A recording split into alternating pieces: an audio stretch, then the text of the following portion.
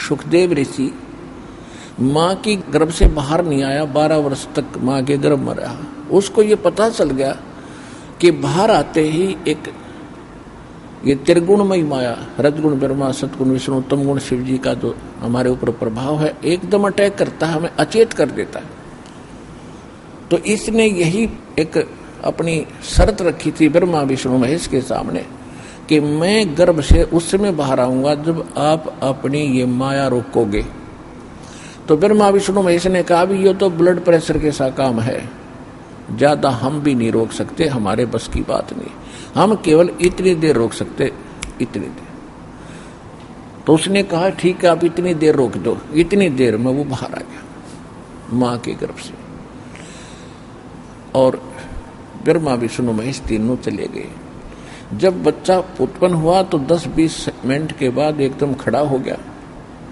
खड़ा हो गया तो उसका पिताजी आया, व्यास जी, वेद व्यास जो थे उनके पिता थे। तो ऋषि जो सुखदेव ऋषि थे उठकर चल पड़े। 12 वर्ष की उम्र की एकदम शरीर हो गया उनका, और अपनी और नाल जो नाभि से माँ की नाभि के साथ एक जेर सी लटकी रहा करे उसको कंधे पर डाल ली और चल पड़ा। व्यास ने कहा था बेटा तेरी 12 वर्ष इंतजार की मैंने, मेरा पुत्र होगा, जन्म होगा। मैं आज मुझे वो सौभाग्य प्राप्त हुआ अपने पुत्र प्राप्ति का, एक बार तेरे दर्शन कर लूं, मुझे शकल तो दिखा दी तेरी। तो कहने लगा नहीं ऋषि जी, ना जाने कितनी बार आप मेरे बाप हो लिए, ना जाने कितनी बार मैं तेरा बाप हो लिया, ये तो बुरी बीमारी है, इब के मैं ये कटवा के छोड़ूंगा। और मैं आपको देखूं नहीं, क्योंकि विष्णु जी के गुण सतोगुण अनुसार मुझे आप में मोह हो गया, तो फिर ये टूटेगा नहीं। एक लेवा एक देवा दूतम, कोई किसी का पिता न पूतम। सूक्ष्म वेद में लिखा है कि सुखदेव ऋषि ये कहने लगे एक लेवा एक देवा दूतम, कोई किसी का पिता नहीं पूतम। ये ऋण संबंध जुड़ा एक ठाठा, अंश में सब 12 बाटा।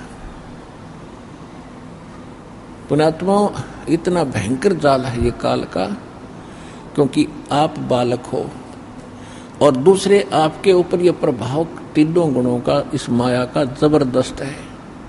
कबीर साहब कहते हैं कबीर ये माया अटपटी सब गट आने अड़ी, और किस किस न समझाऊं या कुएं भांग पड़ी। अब ठीक है परमात्मा का ये ज्ञान जो सत ज्ञान है मालिक का दिया हुआ, ये एंटीबायोटिक काम करेगा, इस भांग ने उतारेगा और हम फिर शोधी मावेंगे और सत मार्ग पर चलेंगे।